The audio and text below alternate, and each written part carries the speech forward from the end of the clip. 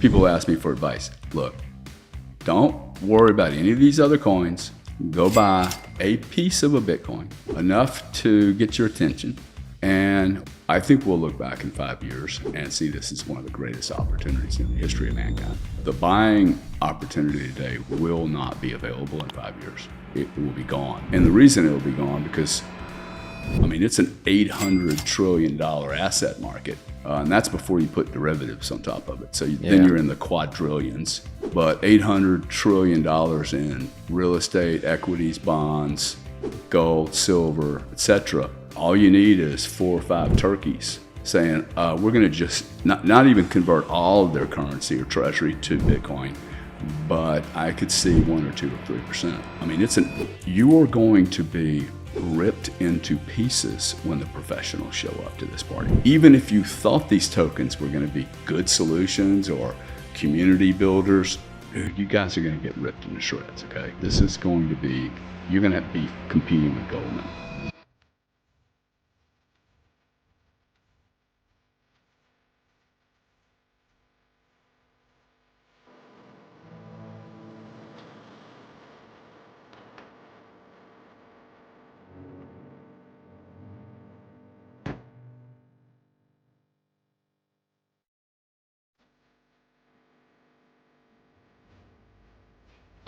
What's up, man? Hey, man, how are you? Good morning to you. Yeah, good morning. I thought you were my silver man. Delivering silver. I just had a guy deliver 11 boxes of silver, 600-ounce boxes. It's Jeez, impossible look at that to thing, move this huh? stuff. Yeah. Wish it was all Bitcoin. Of course you did, man. Come on in. Can I get you a cup of coffee or something? No, I think I'm good. I appreciate it. Lovely having you, man. Oh, yeah, man. Beautiful home. Thanks. Thank you. Thank you very much. Action. There we go. We're pretty legit out here, huh? I like it. Yeah, man. So how's things going, man? Tell me what you're up to these days. Well, I'm just staying busy as normal. I'm trying to keep up with all the market changes, which is vast. To say the least, huh? Crazy and volatile, and you never know what's, the Security Exchange Commission changes their mind, seems like every 12 hours. So it seems like they're getting pressure from other people other than the politicians. So that's good.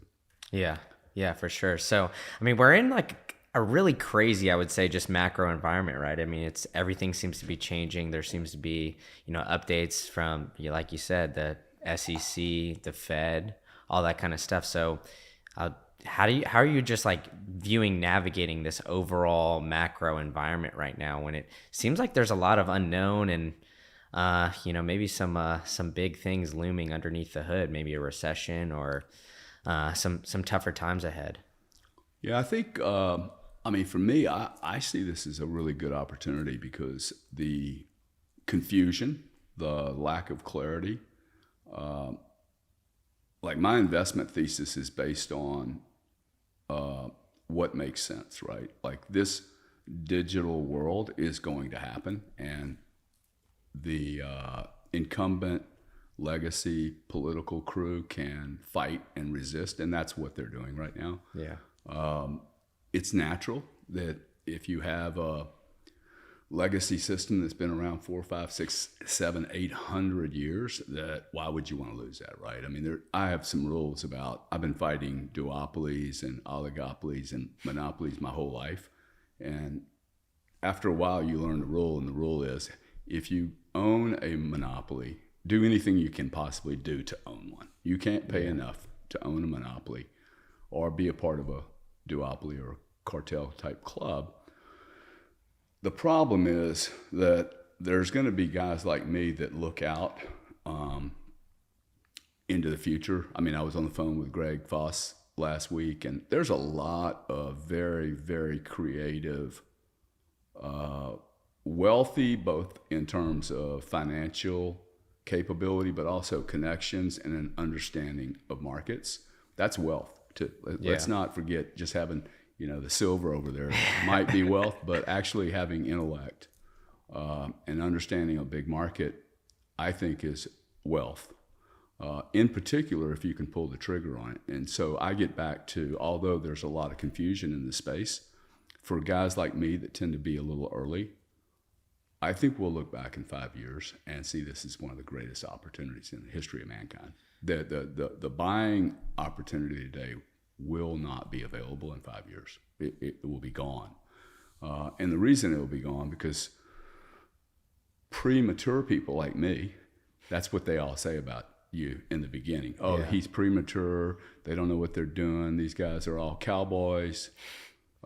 These guys that are cowboys have made tremendous livings and changed the way whole markets are shaped, work, or structured. And so for me, this is an eventuality. It is simply about how long am I given the opportunity to buy an asset class extremely cheaply before all the big players roll in. And so, quite frankly, I can't remember a better time to be in this space because it's becoming very, very clear now that there is one asset class that stands by itself that will not be able to be controlled by anyone, and that's Bitcoin. Ethereum may have that same type of regulatory view. I couldn't bet 1,000% that that's going to be the case in the future because I don't really understand Ethereum that well. I own some Ethereum. If I were doing it today, I would just own Bitcoin. Yeah. Just based on the clarity I'm being given and the moves that are being taken by all the players. So I think the regulators finally figuring out that this is not a U.S.-centric product and it's not a U.S.-centric industry. And I like to look at Bitcoin as an industry. But if we move beyond the currency value or the money value of Bitcoin and say, hey, this is an industry, this is about digitizing planet Earth. I call this age digital Earth restructuring. So to me, it's an awesome, the problem is there's so much going on. Yeah. Right. And just keeping up with all of it's like staggering. But if Bitcoin was ever going to make its move and be relevant, it is now. Bitcoin was built for what the macro world is experiencing: war, lack of freedom, immigration issues all over the world. Okay. Yeah. The United States is not the only country that has immigration issues. I think 25 million people have left the Ukraine. Yeah. And they are women and children. Now they're going to other countries who are also broke. Who's going to fund these kids? Who's going to fund these moms? And if a government's already busted and they're having to pay too much for energy, I don't know how they then consume another 2 or 3 million people. Remember when this was happening, you had a lot of people from ISIS moving. 1 or 2 million people were hitting a country, and it was overwhelming the country. Yeah. We have riots going on in France. We have people that I'm pretty sure that if you were a mom in the Ukraine and you needed to move to Poland, you would have been really, really comfortable having 6 Bitcoin versus having to go to an ATM and pull your money out. So I think, the setup is perfect for this particular industry, and the macro is literally playing out to serve Bitcoin. 100%, right? We had in 2020, right? I feel like that's when a lot of people started to come into the space because they saw the massive amounts of money printing that the United States did, right? Like 40% of the total money supply for the United States was printed in the past 2.5, 3 years. And, obviously the fixed supply of Bitcoin is just so valuable. And I think that's a really underrated part of it. And, you even lined out some of the other use cases and things like that, right? The unconfiscatability of it, the ability to move massive amounts in basically a USB stick, and all you need is your seed phrase and other things like that too. But you did outline a little bit about the 3-letter industry or indices, right? The SEC, the Fed, like all those players seemingly trying to kind of attack it at the United States. So as a venture capitalist and somebody kind of looking at companies in the space, is there something that really stands out or maybe worries you about some of these, potential regulations looming, going forward? Because, you did line it out. It's a global thing, right? It's not just the United States. So, one, are you looking at companies that are just more, I guess, US centric? And two, like, do any of these policies or potential regulations somewhat worry you going forward? Let me address maybe the last question first about worrying about the regulations. I have been doing this my whole life, where I go into an industry that's undergoing this revolt. I mean, just a revolt over the past. And you can say it was right, wrong. Look, these markets are developed over long periods of time, and they come with lots of baggage, but that baggage was there for a purpose at the time. Fast forward 40 or 50 years, and maybe some of the infrastructure and constructs, rules that were put in place to make that market work then, maybe they're not so relevant today. And I think that's true about many things. And technology is really driving us to do things today that we would never have considered just 20 years ago because the technology wasn't there. I think that's the missing piece that people don't correlate to Bitcoin. Hey, this moment is here. The analogy I use is I remember, being 16, smoking a little weed, getting in my fancy little car and sticking it in an 8-track tape and listening to Grand Funk. Okay? Yeah. And I'm pretty sure that you or I are never, ever going to use an 8-track tape again. No. Okay. Now, in this thing, I have 30 or 40,000 recordings of digital art, digital music, and that was not even considered 20 years ago, right? Like that you could compress this much information. So I think that's what gets me very comfortable with the regulations. That they can, if this was a U.S. product and only available in the U.S., you could shut it down. Mm-hmm. But it's only 12%. So at max, it's 20. And I think it's more like 12 in dollar terms. If America wants to stop this, I like one of my theses for investing in Bitcoin was the game theory piece behind this. And I don't know how much time we have to discuss game theory.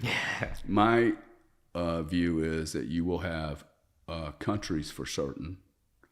You might even have states and certain various jurisdictions that will become their own little pocket, and they will establish their own rules.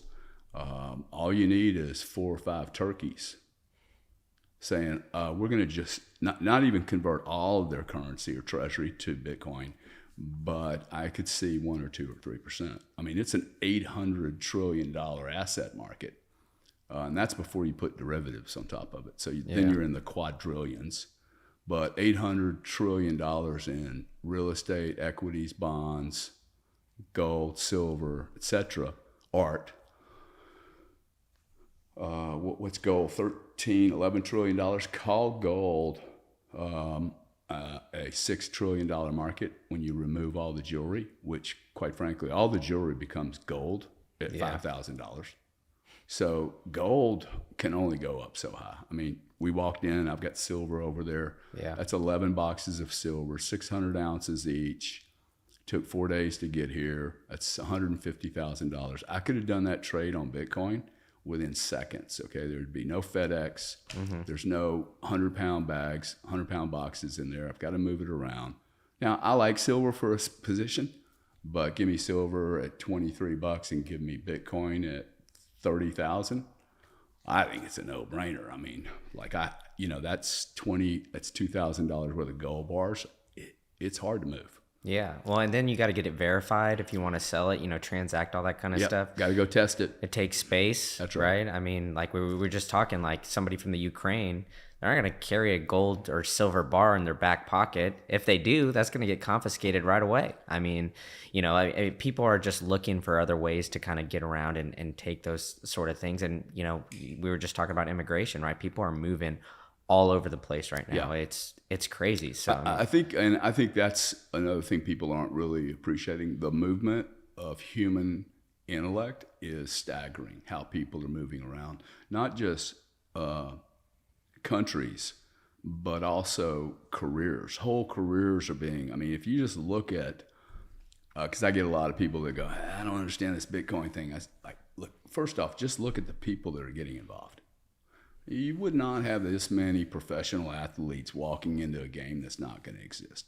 You have a lot of guys, in particular guys my age, who don't need to do this. They could be on Wall Street, they could be on an island doing nothing, but there's a lot of people moving into this space, volunteering to come into the space with their capital, their time, and their intellect. So I think when you have that much intellectual capital move into a business, people from MIT, graduating from MIT, want to go into 3 verticals, and Bitcoin and digital assets are one of them.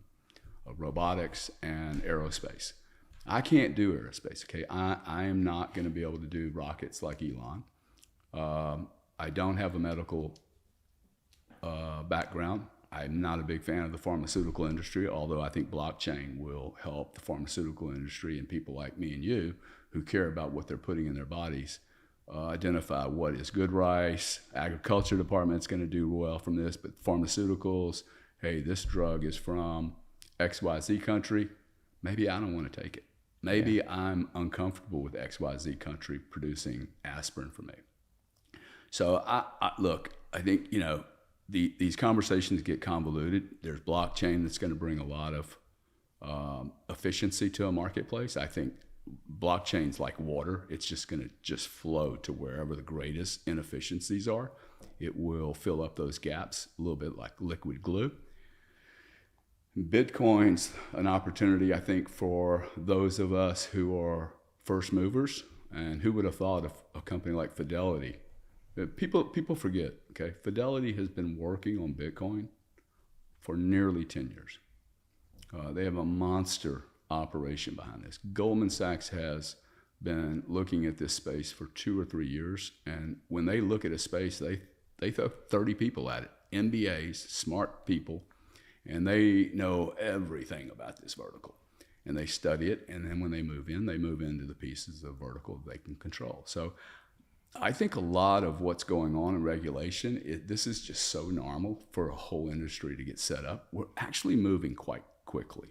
For a 12-year-old industry, it's a child, 12, maybe 14. When you weight average all these scammy coins, the scams, and by scams, I mean, come on, look, I'm trying to raise money for Node 40 right now. If I launched a token on Node 40 and raised $100 million, it would be easier than me trying to raise $10 million the old-fashioned way. Yeah. Okay, it's because people are chasing this dream of making too much money too quickly, passively. I don't think that's real. I think so many people are getting cut up losing money, and it's confusing our story. And that is why you have a bunch of regulators that will come in and they will put their stamp on this thing. They'll do all kind of take draconian actions that have collateral consequences that we're not even aware of, because they're trying to fix a number of different problems. But Bitcoin is not one of these problems. And so, you're going to chase this ABC Gary coin. Like, the Gary coins have to go away, okay? They're diluting the whole pool. They're diluting the story. People are losing more money than they're making. And very few really smart people, are doing anything in that space other than looking at Bitcoin and blockchain and Ethereum. Yeah. So I'm not scared of the regulations. I'm scared of the actors in this space. There is no barrier to entry here. Yeah. When there's 8 billion people and you get a personality behind a token, you can see how people get abused. And I think, rightly so, the regulator needs to step in, whether it's the Federal Trade Commission, the SEC. My challenge is, hey, do you guys actually know what you're doing? Or are you so buried? 80% of your business is trying to work on the old analog world Web 3, Web 2.0, the internet, payments in the internet. I mean, there are so many issues to be managed here. And why? Because the regulator is trying to manage a world that's literally moving from analog, writing things down on a ledger, to fully digitized world, right? Where this experience will be measured, accounted, tracked, traced, and stored forever. And if you really believe that's where we're headed, you can't have 32,000 people making entries, all with different biases and different views. You need a central depository that allows us to, and maybe it's not centralized, but you need a place to be able to look into a central place to see what's going on in that space. Yeah. I was arguing the other day about, we go through this centralization and decentralization is highly inefficient. Let's be very, very clear, okay? Well, decentralization is extremely inefficient. Centralization is actually very, very efficient. The only thing that we are concerned about centralization is the guy at the top running that central authority. And so centralization, I think we use these terms very too loosely. Centralization is very, very efficient way of doing things. And I don't think anyone really disagrees with that. They disagree with the guy running it. And if it was God, if you and I shared the same exact God, we would not care. Yeah. In fact, I hope there's one guy, right, that's gonna say, hey, Gary, you were a good boy. Yeah. Or you were a bad boy. So not a crew of people that have a bias or an agenda. Yeah, and I mean, I agree with that in some sense, but I also agree too. You know, like blockchains in a sense don't need to be built for everything, and that's where we're kind of having like this scammy kind of tokens come in, right? I mean, people are just like, hey, you know, I'm doing XYZ project, let's put a blockchain behind it, just like you said, or, you know, you're raising money for Node 40, let's build Gary coin and just have people invest in that way. And it's been kind of the Wild West, so to speak. I mean, we had obviously FTX, BlockFi, like a lot of these players just offering yield on tokens where it's basically just a giant Ponzi scheme. And now people are starting to wake up and, well, not people, I guess more so regulators. And so I don't think that they necessarily understand it, but you know, there's definitely got to be something behind all this. If, you know, the big players like Fidelity, BlackRock, like all these guys with massive amounts of money, they have all these hard assets, they know what they're doing, right? I mean, they're going to come in, they're trying to file for spot ETFs, all those kind of things. I mean, actually, I think BlackRock's didn't get approved lately, but I think it's going to get eventually approved, right? I mean, they're going to figure out a way how to get a piece of this pie. But in all of this, are you looking for the best way to store your seed phrase? Well, I've got it for you. It's Stampseed. They've got the #1 punch place where you can order a full-on package where they've got every single thing. They've got all the letters. You could just get it in there. And they've got this sick hammer, which they've engineered to make it so easy for you to punch in that titanium steel plate and store your seed phrase in the most secure way possible. So go ahead and get your Bitcoin off of these exchanges and use promo code Green Candle for 15% off. They're helping power the show. They've got the Bitcoin logo. You can punch it into your seed phrase as well. If you could see it here, they've got a lot of cool stuff. And now I'm helping empower you to get your Bitcoin off an exchange utilizing Stampseed and storing your seed phrase in the most secure way possible. Now get to it. All right, back to the show. I think they'll get more than a piece. I mean, it'd be tough to say that they wouldn't, right? I mean, because you want them to. See, this is the confusing. This is why I say that the industry is immature. It's very confusing to me that people have been begging for adoption. Okay, the holy grail is adoption. I personally think the Bitcoin community went down the wrong route to say, well, it's going to be the consumer. The consumer never innovates anything, okay? You have a few small consumers that innovate. I think it's industry and big business that needs to get converted first. And so it's extremely schizophrenic to me that you would say, we need adoption. And then, you know, a good half of the people that I have respected in this space are now saying, well, we didn't want a Fidelity adoption. well, dude, like you either want adoption or you don't. And if Fidelity's not playing, it's not going to get adopted.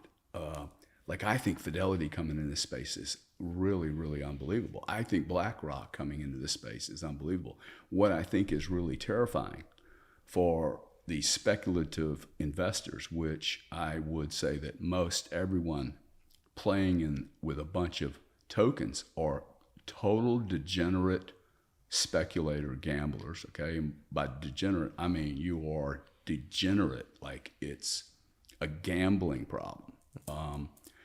You are going to be ripped into pieces when the professionals show up to this party. I mean, these guys are going to be looking for arbitrages, and they'll go do your Pepe coin. They will drive that thing up, and then they will drive it right down your throat.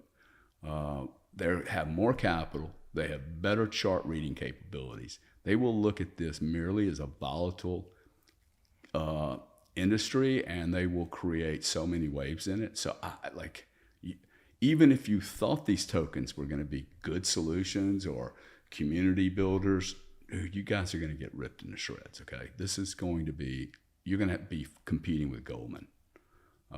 Guys that have been trading crude oil, natural gas, electricity, the most violent commodities on the planet, and you're going to try to compete with them. So I don't see it, and you know, I think many of the podcasters who do have their own trading expertise and they're, you know, running books, I think they need to be careful about, you know, the message they give to Joe investor, who is really Joe speculator. Like I am an investor, okay? Like I buy Bitcoin, I store it safely, and then I buy some more. And I have a long-term thesis, and I don't need to look at the stock price every 2 hours. Mm-hmm. One, I'm not going to trade out of it. I may add, but I just need an alert. Hey, if it falls below 29,000, ping me, and I'm going to buy some more. So I think these are really different worlds. I am never going to win in the trading world on any of these coins competing in this space. And I'm not a dumb guy. So how some little lady, you know, that's working at McDonald's is going to manage her 3 million hexacoins because they're at 0.00000, and she thinks, well, I have a big position. We'll try to get out of 3 million units. That's another problem. Mm-hmm. So I don't, like, it's sad. It's sad to me to see people are really predators on a very ignorant, undereducated group of people in society that are grossly speculating on some tool that their buddy told their buddy that, hey, he's a good guy and you should invest with him. I mean, this is why the regulators so pissed off, and you can't really blame them. Yeah, and I mean, and I agree with that 100%, right? I mean, and that's where I think, you know, the Fidelity and the BlackRock's players getting in is actually good in a sense, like you're talking about, because the regulators aren't going to fight these big guys. You know, they'll regulate out of the little guys if we don't have massive adoption from the big players. If the big players discredit this, they got enough money and enough things, they have enough influence that, you know, the SEC and whatever, they're okay, maybe they'll shut down the spot ETF once or twice or whatever, delay the progress of it. But all these other countries are building it up. As long as the United States has an ironclad way of doing that, and Fidelity, BlackRock, and all these players, they're going to end up, you know, kind of going for that. And I agree, you know, I mean, eventually they'll make it very difficult on the little players. So the average Joe won't really be able to, you know, get into Bitcoin unless they figure out some way, shape, or form to get it from a friend or something like that. So I think that there's like a good combination of the grassroots movement, you know, the average Joe who can get in and figure that out, and then the big player. But there also needs to be a way to, you know, essentially protect people from, like you said, the predatory aspect of this crypto industry that seems to be the Wild West at this point, right? I mean, like we've already seen some of the companies that have gone bankrupt and gotten out of that. But, you know, in those things that we have seen, right? I mean, I know that there's been some jurisdictions that were, you know, coming out in the in the bankruptcy filings that were already investing into a lot of Bitcoin and doing it through companies like Celsius. So, I think even though the United States seems a little slow moving when it comes to regulation and other things like that. I mean, you lined it out, right? I mean, Bitcoin was created like late 2008. I mean, the industry's extremely, extremely young. And the United States is going to be very reactionary about it, but all these other countries seem to be sort of moving towards that way, right? I mean, I think. Well, this is the important part of the game theory. Yeah. Right? If we were one big globe and we were moving into globalization like we were 3 years ago, which we're not. Yeah. We'll never go back. We're going to be a highly fractionized jurisdictional marketplace. I think you're going to have 5 markets. And if I'm the United States, I can't possibly imagine that not one of those players are going to buy some portion of their treasury in BTC. And again, it only requires 1% of an $800 billion industry. Any pension fund. Mm-hmm. I mean, BlackRock's here. You think the pension funds aren't going to follow? Yeah. Okay, the pension funds, just 1%. It's an $8 trillion marketplace for Bitcoin overnight. There's 23,000 different coins that have been created in the last 2 or 3 years. Like 99% of all businesses fail. So I'm pretty sure that 99%, not 98, not 98.5, 99 point something percent of all those tokens will fail. I don't even understand. I think the U.S. government should actually be questioning why are Americans so poorly educated that they would even be convinced to go into a Ponzi scheme of a currency that just has a political, powerful celebrity type figure. And that would include Elon's Dogecoin. And I'm not saying Elon's done anything, but when you can move a market like that, that's concerning. I don't want a celebrity. I don't need another God. Don't need another JC. What I need is a marketplace that I can rely on, that nobody can take my stuff away from me. That's why I like silver. I mean, somebody's gonna have to walk in here and take it. They have done it before. But look, I think if you look at everything that's happening right now, I think is awesome. Okay, you've had about 10 companies go bankrupt in a year.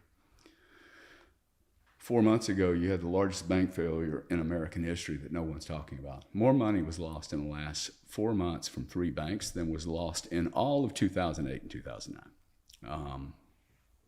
We consistently, every 10 to 20 years, have massive bank failures. The S&L crisis back in the 70s when I was growing up, with 1,300 banks went just bust overnight. So, look, I think if we look at our education system, the regulators should be saying, why are these people being scammed? And it's not just because the scammers are so smart. It's like we have a grossly undereducated society on how money works, what money means, what interest rate. Like if someone doesn't understand when interest rates are 0 and someone's paying you 10, there's a problem, okay? The guy paying you 10 must be doing something with your coins that you were not willing to do. And that was probably taking a lot of risk. So here we are, a year later, 10 companies going bankrupt, from BlockFi to Celsius to FTX, and Bitcoin's trading at $30,000. I think that if you have no better indicator, that price should be at $3,000. Should have found the floor, okay, or 300, but it didn't. And just go ask a lot of people on Wall Street. Everyone was hoping it got crushed so we could all buy it cheaper. There's a lot of really smart people that are like, whoa, man, that price really held up well. I mean, Ethereum has held up very well, which I have found a little surprising. GBTC now, the great discounted method of buy Bitcoin, is starting to roll. I happen to believe they will be involved in the spot ETF. I think the spot ETF gets approved. It may not be, I think it gets approved this year, and it gets implemented within 18 months. And you're going to have some of the biggest companies in the world now. They look. There's a whole reason to have. There's a whole group of people like me who do banking with companies that I can't take my funds that are sitting in banks and buy Bitcoin.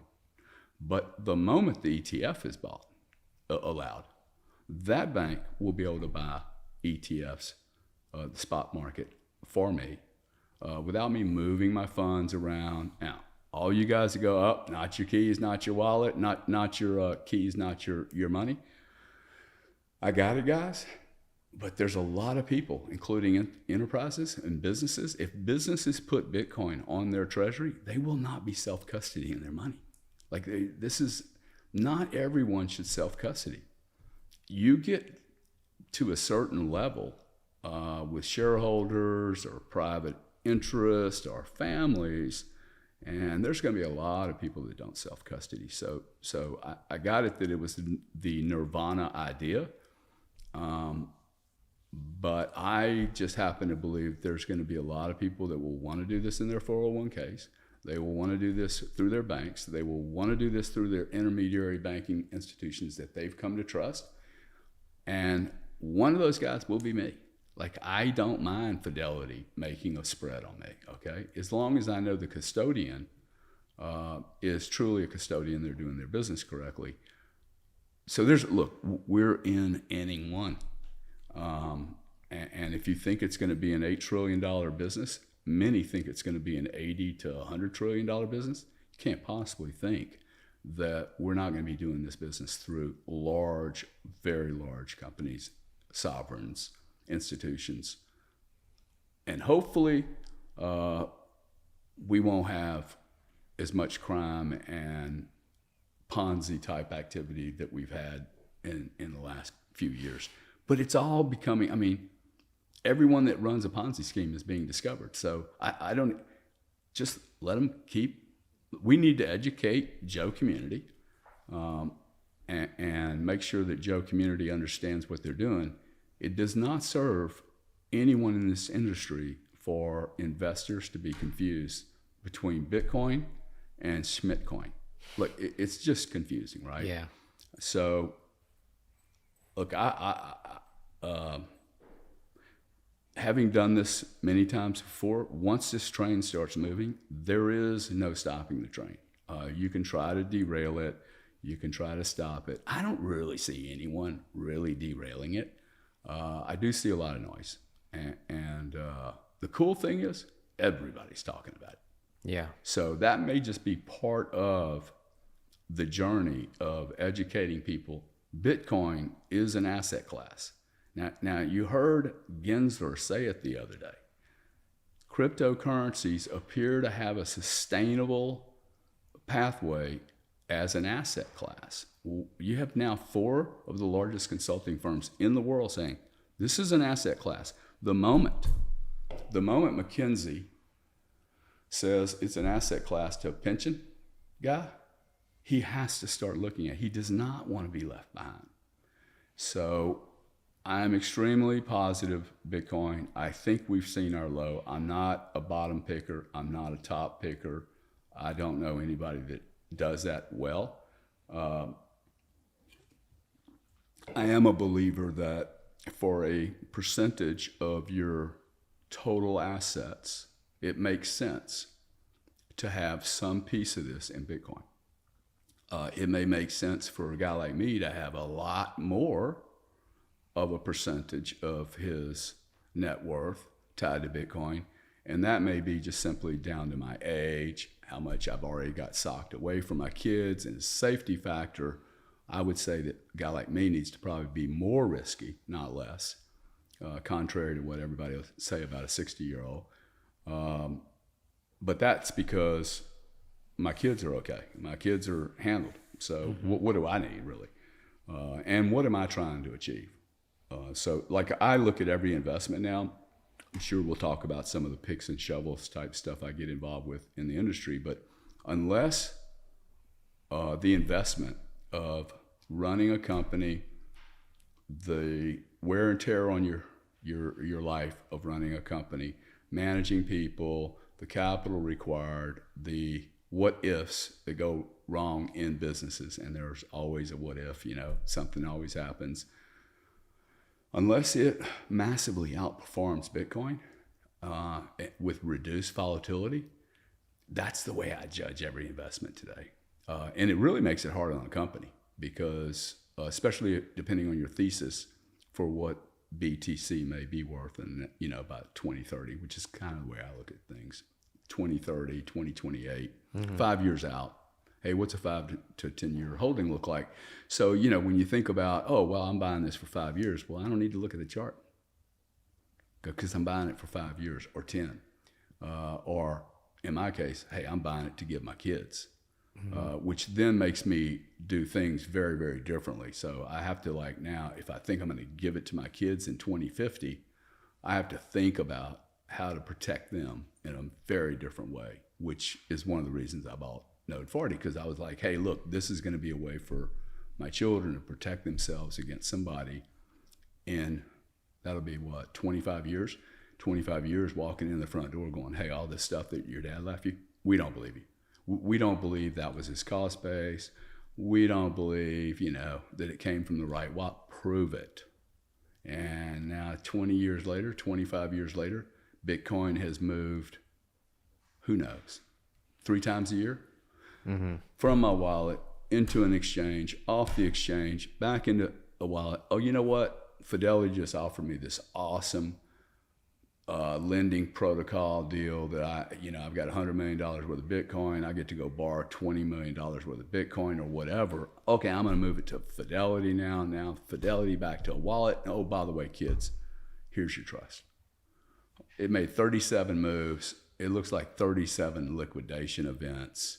It looks like there's tax payment due all over the place. My children are going to be obliterated, okay, by some analyst, some number cruncher. And without them having the full narrative of what dad did, I think all that gets I'll be dead and I won't know that I left them with a monster problem. The problem I'm trying to leave them with is so much wealth they have to become hyper responsible for making a difference in the world. That can't possibly be consistent with me then leaving them a problem to prove to whatever jurisdiction or political entity that's running the country at that time or wherever they're located, that they actually own that, and the government doesn't own a bigger piece than they deserve. So yeah, it's look, we have 20 years of work to do. This is this is an industry. And it's developing, right? It's very early, and you said, and I mean, you even alluded to it, right? There was kind of the global aspects of things earlier, right? Like 3 years ago, pre-COVID, obviously. But you said something early on where you said that you see 5 really kind of sectors of the globe kind of moving forward. What do you see those 5 as, and where do you see, I guess, the leader as right now, and kind of where you think things are going? Or do you think that there's all going to be kind of competing entities kind of going at it for, I don't know, decades at a time? Are you looking for the easiest way to get your Bitcoin off an exchange? Well, I've got it for you. It's Foundation Devices. They've got the #1 hardware wallet in the passport. They've even got a concierge service that can help you get your Bitcoin off an exchange within 1 hour private onboarding session. And they've got a great app too, which will give you extremely private features on that app, so you can use Bitcoin in the most secure way possible. So I've been working hard trying to get sponsors to help you get your Bitcoin off an exchange, and I found it with Foundation, and you can store your seed phrase with a stamp seed punch plate as well. So pair all those together, use promo code GREENCANDLE at foundation.xyz, and you'll get $10 off your entire order. All right, that's enough for me. Back to the show. Well, I think we're always going to be competing. We'll compete for cheap energy, efficiencies, redundancy. I mean, we're always going to compete. I think that's really healthy. I don't know that you need to look at it as I won, you lost. Gotcha. That's I think a problem with the old analog world. Let's remember that What is the addressable market we're talking about here? We're talking about an addressable market that's never been addressed before.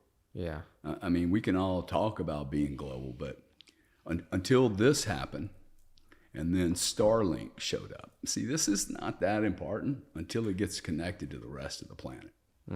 Once Starlink got started, and someone in Vietnam, in the very farmland of Vietnam and Afghanistan and Iraq and Iran, I know these are all horrible places, right, America?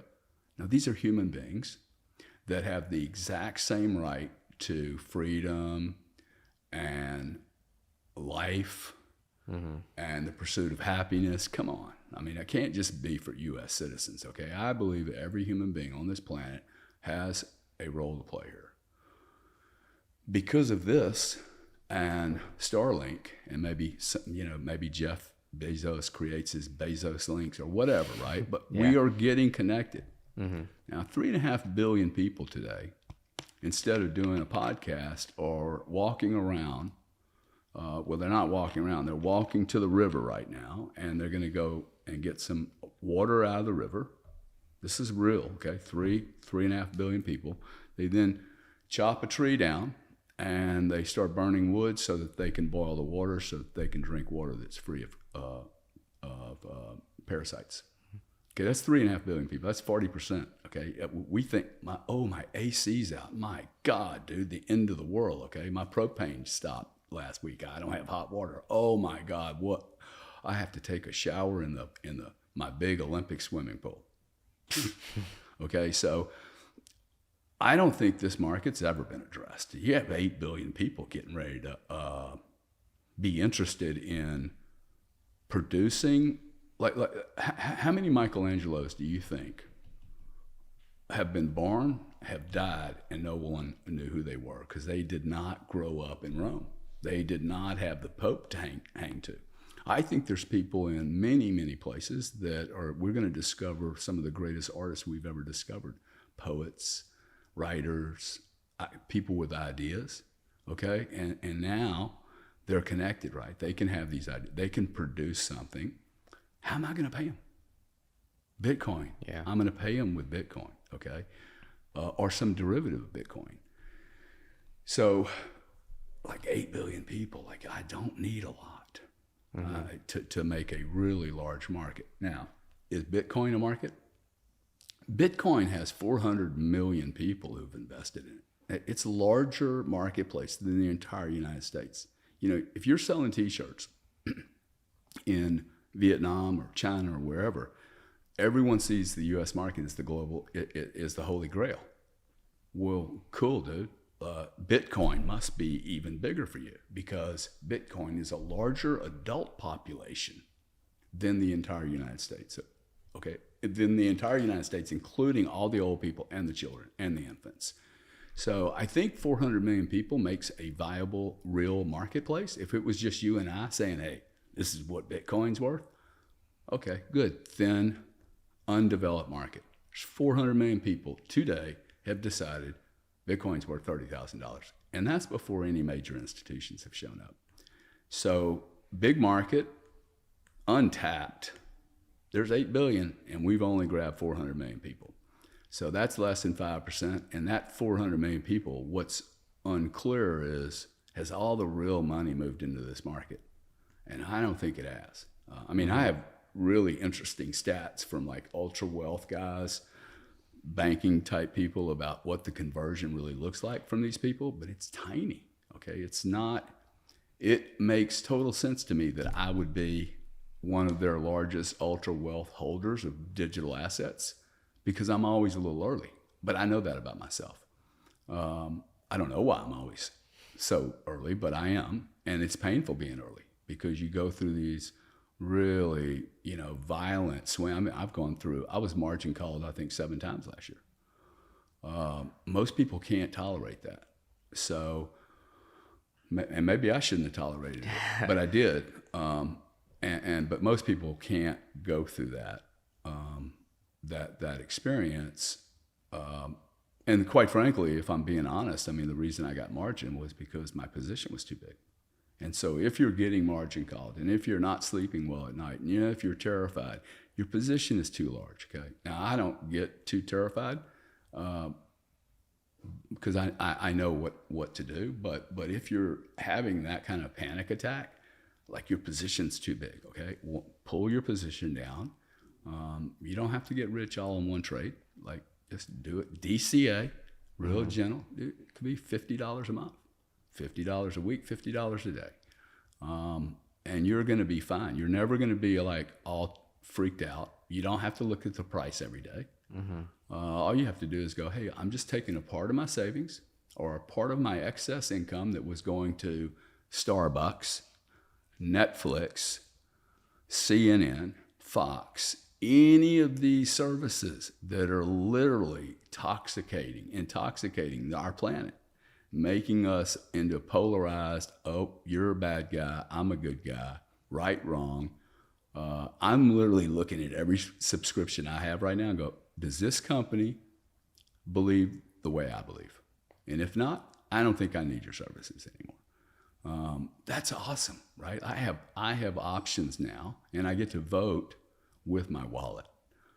If I don't think XYZ restaurant's selling good food, guess what? I get to not go. I get to complain about it on social media without being derogatory or inflammatory or saying bad things. But I get to vote with my wallet, and so the more I can take money that's going to Netflix or Disney and move it into Bitcoin, so that my children can buy whatever damn thing they want in the future instead of us worrying about what cartoons we're watching.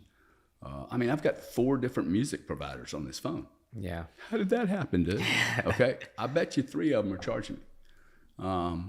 So it happened. Okay. Now I get to go and look at it. Hey, where's all my waste? So do I want to buy a car or do I want to buy Bitcoin? And once you start doing this, and so people ask me for advice, look, don't worry about any of these other coins. Go buy a piece of a Bitcoin, enough to get your attention, and watch it and learn, and then read the white paper. I do it in reverse order. Right? Go buy it and then read the white paper, because I don't think you reading the white paper without investment is going to really mean anything. And then you'll start to realize what I've noticed is that someone that does that, if you spend 25 hours studying this space, in particular Bitcoin, I've never seen anybody turn away. Never seen anyone. I have seen many people at 3 and 4 and 5 hours turn away because they're so like, oh my God, they can't even confront it. Then you gotta keep going. You push through 25 hours, you're gonna be pulled into this rabbit hole. I don't think you go down the rabbit hole. I think you get pulled into it because the truth is very, very, very compelling. Very compelling.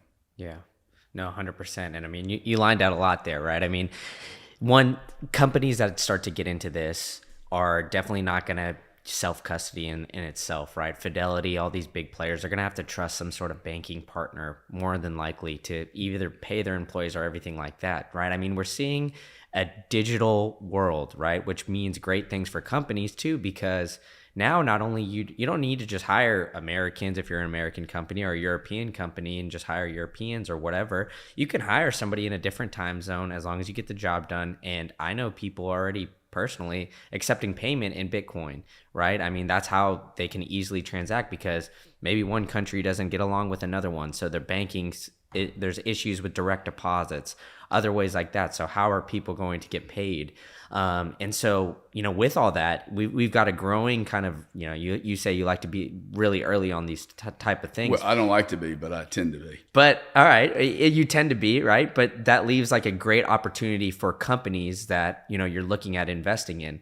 So you alluded to it a little bit earlier, the picks and shovels stuff. So I want to dive into that. So when it comes to, venture capital, angel investing, whatever you want to word it as, how are you looking at companies getting into a drastically changing space with a lot of unknowns going forward? Like, what are some of the companies that you like? I mean, we talked a little bit about Node 40, but yeah, what are some of the ones that you like to look at and you think that are going to be long lasting and an ever changing space? Are you looking for a way to live on a Bitcoin standard? Have you been trying to do it? You just can't figure it out? Well, I've got it for you. It's at BitRefill. You could go to bitrefill.com/invite/green-candle to sign up, where you can use Bitcoin to buy gift cards on Airbnb, Uber. You could buy plane tickets with Bitcoin, so you can travel the world, see everything going on. You can even buy eSIMs when you're there to help contact your friends and family. So go ahead and join the revolution, live on a Bitcoin standard, so you don't have to wait for the banks after you sell your Bitcoin, transfer the fiat to your bank, and then go through all the rigmarole, all the fiat trash that you've tried to get through and avoid. Avoid all that. Use BitRefill and sign up here today, and I'll give you $5 towards everything that you are buying with BitRefill. All right, enough from me. Join the revolution on the Bitcoin standard, and back to the show. Well, I don't think it's any existing companies. I think all of these are startups. Now, having said that, I think there are some very impressive companies that are being built in this space. I think Coinbase is one of those companies. Hard for me to fathom that they won't get a piece of this. And I will take my hat off to them being a good steward of the Bitcoin digital asset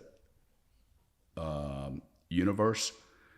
They are doing a lot of lobbying, okay, with shareholder money. And I'm not a shareholder. I was a shareholder. Didn't understand, hey, how are you going to be different than NASDAQ or ICE or whoever. Chainalysis, I think, any forensics company able to help enforcement authorities is going to be a ball-busting business. And if you look at most industries, you'll notice, like the payments industry, forensics, fraud, analytics, big data, they always get the biggest multiple. So big data plays for me, I find interesting. Forensics, fraud. Node 40 falls in that category. There are 48,000 tax and accounting firms that I don't think many of them really understand the digital world. Most of them their age is more like mine, and they're very analog-y. So you have this analog baggage that you carry. Oh, no, it can't work that way. Well, it can work that way if you look at it differently. For instance, I remember some of my buddies would say, hey, look, when they were moving off vinyl records, oh, the music's not anywhere nearly as good. I have never been able to tell the difference between digital music and on a recording on a piece of vinyl. Mm-hmm. Now, maybe those guys really did know what they were talking about, but I don't have any vinyl records. I don't see many people having vinyl records, but I understand that people. I watched something last night about with Elon, and they're going to pitch that we get away from safety belts, seat belts, because they're like, hey, these bags are so good. They're monitored by weight. The size of the person. They're talking about children sitting in the front seat without a seatbelt on, and the bags are perfect. We spent 30 years arguing over safety belts, 100 years after the fucking car was built. And here we are with Bitcoin going, oh, wow, we don't have any safety belts. No kidding, okay? When we first created the car, we didn't have any roads. We didn't have any bridges. We had no stop signs, no seat belts, and no airbags. Didn't even have speed limits. So why do I share it that way? Because you create innovation, and then the infrastructure to serve that innovation follows after. Therefore, the rules, processes, policies, laws, regulations, those all follow also. Imagine a regulator. Most regulators have a hard time managing the space they got. Imagine one creating an idea, creating all the rules and regs behind this idea before the idea is even fully cooked in. It's like, hey, let's have bacon and eggs, but nobody wants to make the bacon. I'm not eating it. I don't know about you. I am not eating raw bacon. Don't want to eat the raw eggs either. But so I think, this is the way markets work. To your question, what markets are we in? I think, assuming Europe survives this war theme we're playing, I've been very bearish on Europe for probably 15 years. I don't think the United Kingdom exited Europe. I don't think the United Kingdom was ever in Europe because they continue to print their own money. Mm-hmm. So the Brits have these beautiful, beautiful pink notes, and they never stop printing their money. And I've spent 15 years of my life living there. I always laughed at them and said, you guys aren't part of the European Union. You're only a part of the European Union for moving people back and forth and goods and services back and forth. But you never took their euro. Mm-hmm. So they were never really into the Eurozone. Now the problem is you have Germany, who's the powerhouse, was the powerhouse of Europe. They used to have the UK to lean on. They no longer even have the UK. So I think the UK becomes a supermarket. And why? Well, the UK, talking about game theory, the UK have nothing. They produce nothing. And no offense to my UK friends, you have no agriculture anymore. You have no energy. You produce nothing but Canary Wharf. Canary Wharf is full of thousands of English-speaking and multilingual players who have all of London to play in, and that does matter to people. Mm-hmm. They can't all move to Frankfurt. Sorry, ain't gonna happen. They can't all move to Dubai. The infrastructure in Dubai is not. I think Dubai becomes a major market. And I'm getting to a point here about all these other tokens. Yeah. Anyone that thought the other tokens, the other 23,000 tokens, aren't going to be available, that's just not true. They will be available to guys like me. Let's say that Gensler shows up and says it's illegal to trade tokens. I actually happen to believe most of these tokens are unregistered securities, for sure, unregistered. Mm-hmm. And it needs to stop and go somewhere where they allow it. Dubai will allow it, Japan will allow it, the Middle East will allow it, and London will most certainly allow it. Half the advertising in the UK is for gambling. So they're going to be really comfortable with tokens, okay? They do spread betting there that you don't have to pay taxes on. So they created their own little rules and laws around people being able to play markets. So I think London benefits from Gensler's reaction of, hey, no tokens in our backyard. Cool, I'll call Goldman or Fidelity, go, hey man, hook me up with your London desk.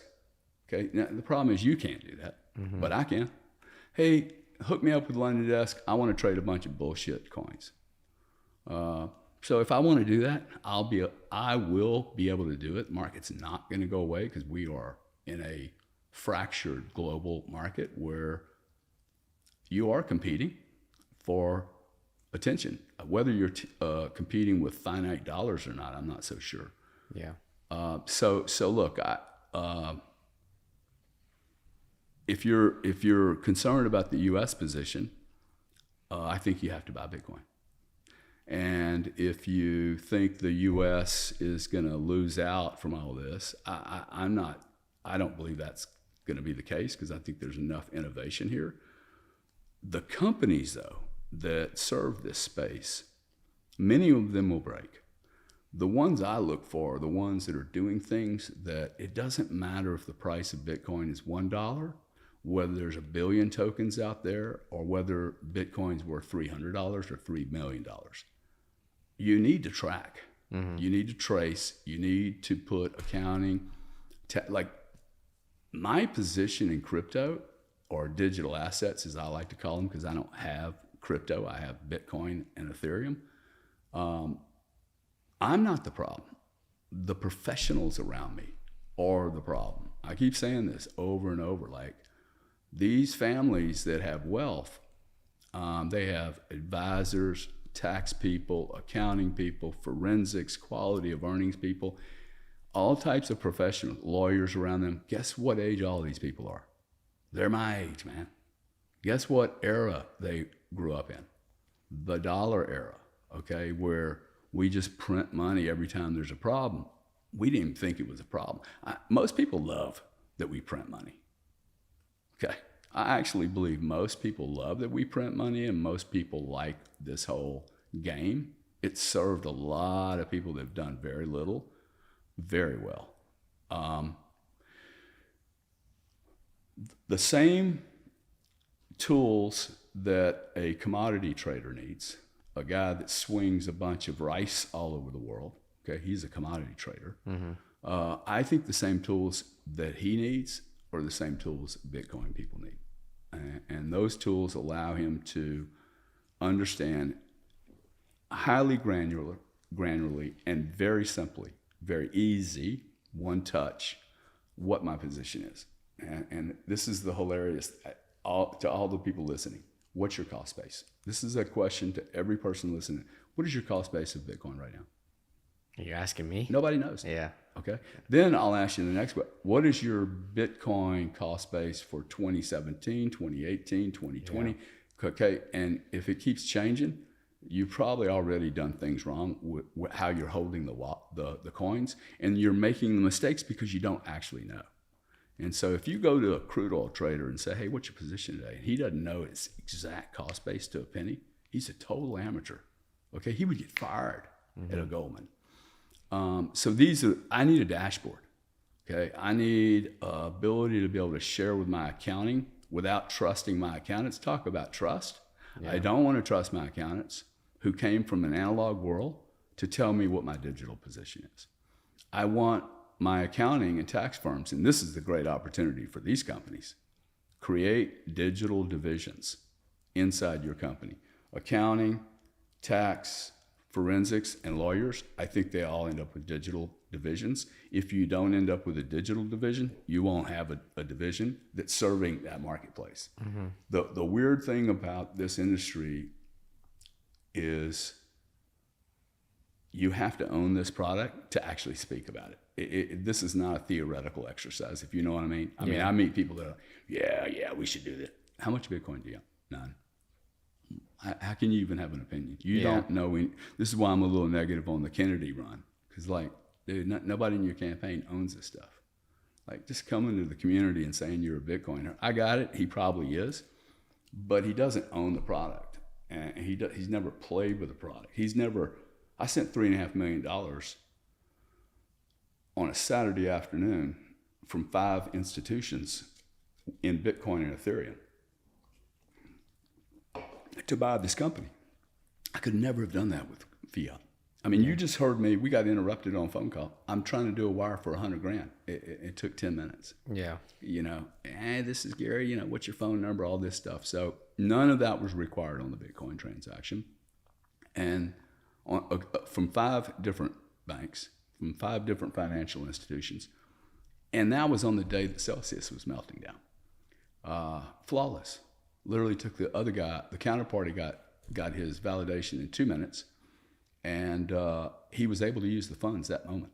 He didn't have to wait till Wednesday to get the funding. Okay, he literally could use the funds instantly, convert them to any coin he wanted to or U.S. dollars, and we were done. Now, most people don't really want to be that done. They want to have some pullback, right? Hey, I made a mistake. So you're going to require a lot of people to kind of step up to the plate with Bitcoin and begin to really, and this is the cool thing, once you start playing with this product, you then compare it to US dollars, sterling, euros, and go, wow, there's some real flaws in that old world. And I think that's the value. For no other reason, just go pick up some $10 worth, and you start looking at the old world that you came from and go, whoa, this is where this new world's going. Again, I don't have any vinyl records, right? I don't have the old ticker tape that showed the stock price. Yeah. That's all virtual now, all digitized. And you have trillion-dollar companies coming into this space. I mean, you can't not be bullish about this space. Oh, 100%. So you've been very generous with your time, but I want to ask you one last question before I let you go. So what's next for you, right? I mean, you've got Node 40, you're working on that, right? You guys are developing it out. What do you see as the next, let's call it 6 to 18 months in this space? Like, what do you have any goals, aspirations that you want to get into with this and kind of move forward? Well, on Node 40, the business, I've been in the business now for a year and a half, I think, maybe a little bit less than that. Well, let's back it up for a second. Yeah. Describe what Node 40 is too, because I don't think we Sure. really got into that just yet. Well, Node 40 is this is the way I describe it. It's a forensics software that allows all the professionals around an investor or the investor himself to really understand what he did that day, what he did that quarter, year, so that he can report that to two different groups of people. Internal risk management. For instance, so this tool was built by traders.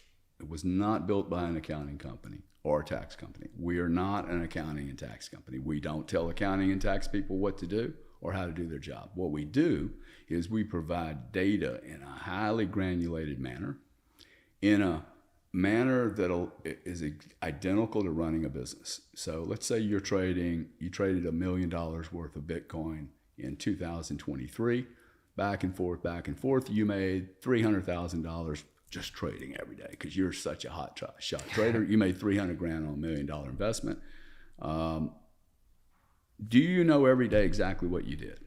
Most likely no. Right? Well, you do. You do know because you're a professional. The problem is your team that supported you with the capital, assuming you're working for a family or a company, or they don't exactly know what you did. Your risk team goes, hey, yeah, we traded $1 million today. Well, it's what I call the third eye. Okay, the third eye. We're probably going to call it this, the third eye of risk management. We've got a client that trades 500 million transactions a year. Jeez. Billions of dollars. He pays Coinbase $150 million in fees. He uses us as risk management tool. Nothing about accounting and tax. Simply, you know what? You traded 200,000 of X today. This is what you made. And gosh, that compares identical to your own team. When there is slippage, when there is a disconnect, hey, what happened? Okay, so this is simply for risk management. You start trading large positions, there are risk management teams. Mm-hmm.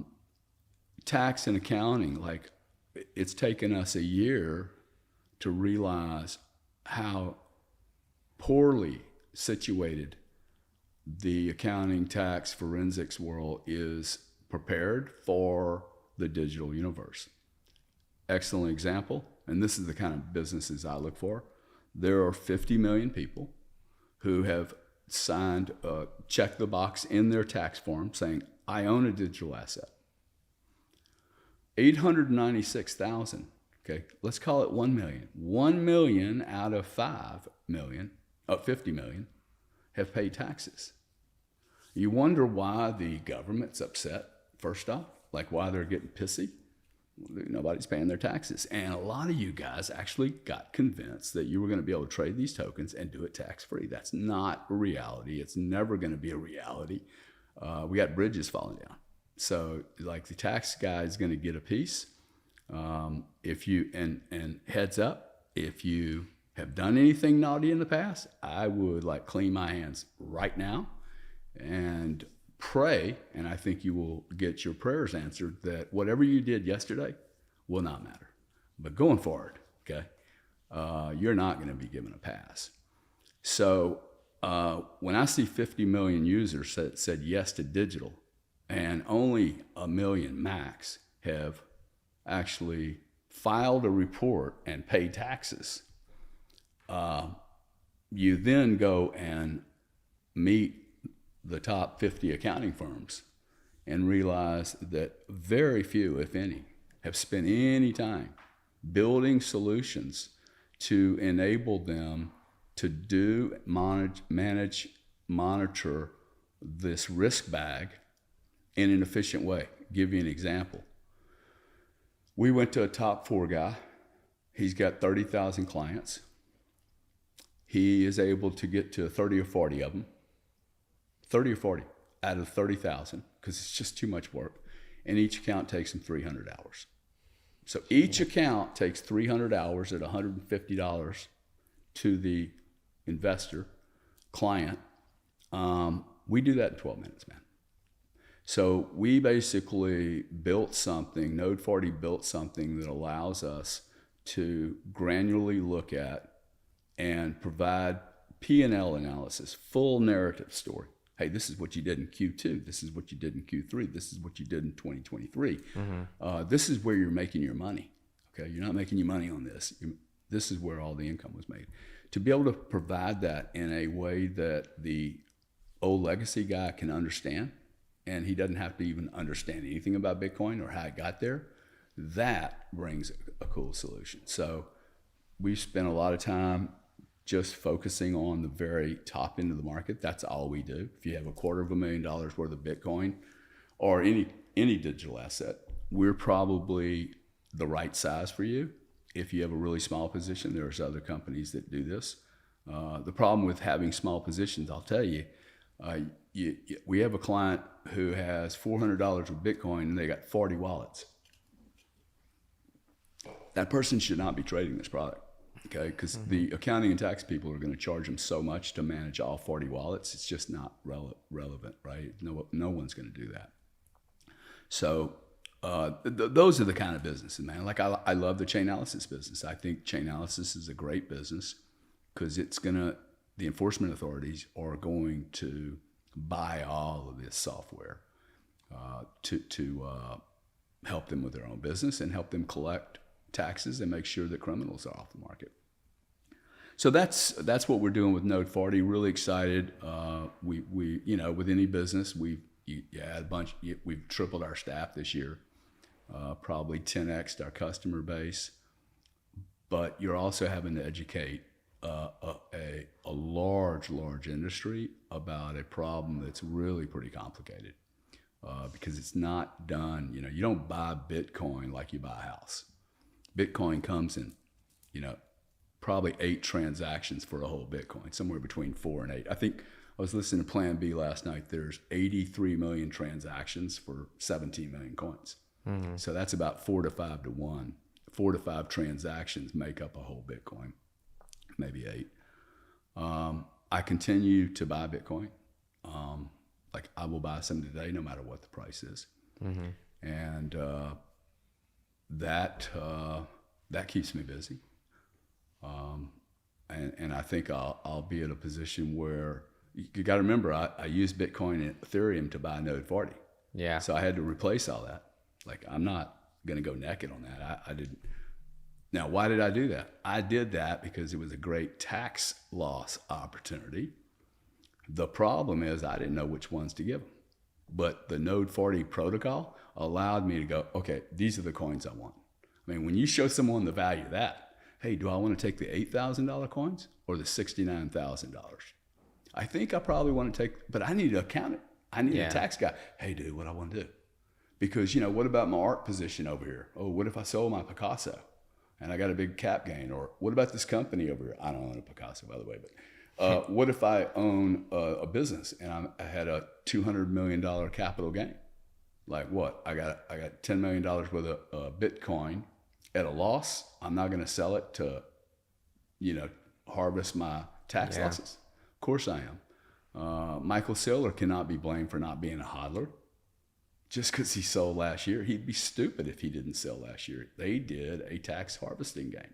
So in order to do tax harvesting correctly, you have to have the data.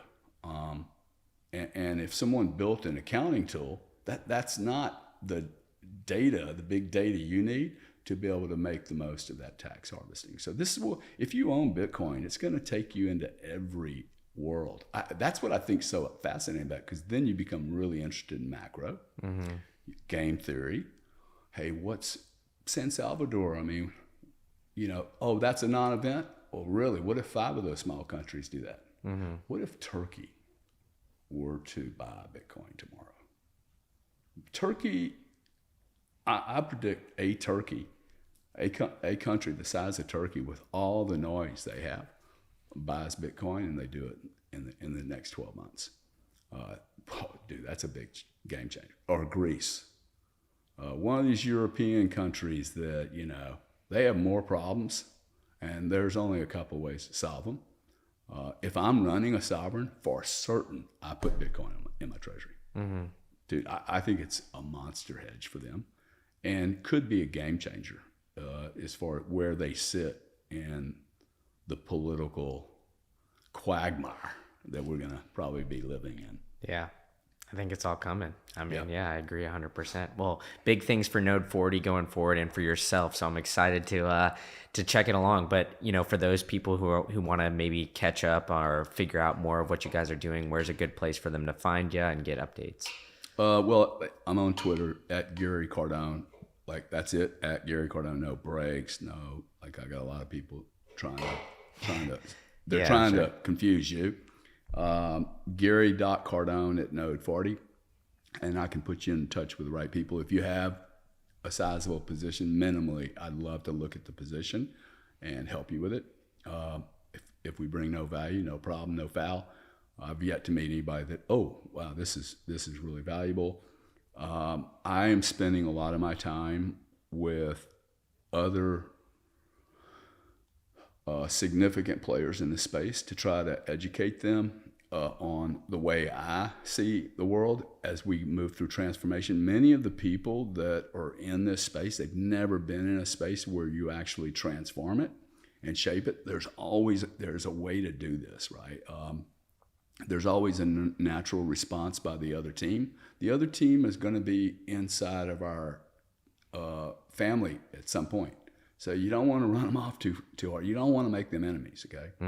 Because that's where all the adoption comes from. So, for instance, I was talking to Greg Foss and Mark Yuska, two different things, and they brought up centralization. I said, "Now, boys, I know you like centralization," and they started like, "Oh no, we don't." I said, "Yeah, you did it.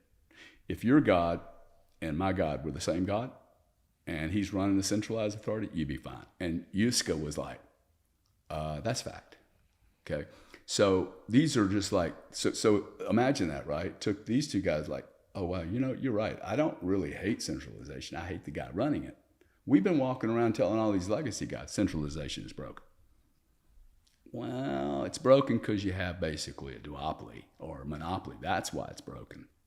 So you have a central authority and he's making draconian decisions.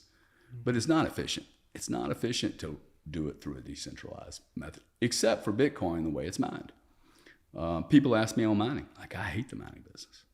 Sorry for all you guys on the mining. I don't want to be I don't want to be at risk on what my input costs are for energy cost. I got people telling me, hey, I'm at 4 cents a kill, man. Isn't that awesome? And then you meet a guy with 7, and then you meet a guy with 3. I'm like, no, what's awesome is 0. Okay, and that's going to come from ExxonMobil, the Russians, and anyone else that's long, naturally long fossil fuel. I mean, think about it. By the time the Ukrainians, assuming their pipeline hasn't been blown up by some crazy terrorist country with red, white, and blue stripes, imagine if, we're not even talking flared gas now, okay? Imagine what it costs at $3 in Europe, which would be the hub price in Europe, because it's about $2.50 here. So $3 all the way back to the wellhead, all the way back to Russia. They're going to probably be getting 75 cents to $1. How about that becomes the Bitcoin input price? Because it's the same price as $3.50 at the European border after transit. So dude, they're going to take all their waste gas, which will be immense volumes. Okay, 27% of all fossil fuel is wasted. You're going to take stuff all the way back to the wellhead. I mean, the Canadians will do this, okay? The Canadians are getting $1.20. Ask Greg Foss, hey, what do you get at the wellhead, dude? So this becomes the production source for mining Bitcoin. I think the oil companies and sovereign energy firms will become the Bitcoin miners of the future because there is so much waste. It will be the most inefficient energy. It will not be the most efficient. It won't be, well, most inefficient meaning that it's wasteful or it has a long transit journey, but it's not going to be water and it's not going to be sun and solar unless it's used for peaking, turning on, turning off. So, but that's just not a business. Oh, you can make 10% yields. Okay, until you don't. And then you got all this capital costs. You got these machines, you got regulations, you got environmental bullshit, you know, whether it's true or not, you still have to manage it. So I just look at it and say, that's not the end of the market I want to be on.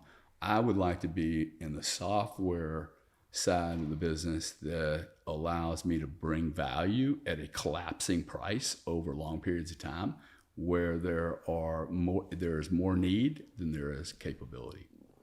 Mm-hmm. Those look like great businesses to me, you know, like spreadsheets that are put on steroids.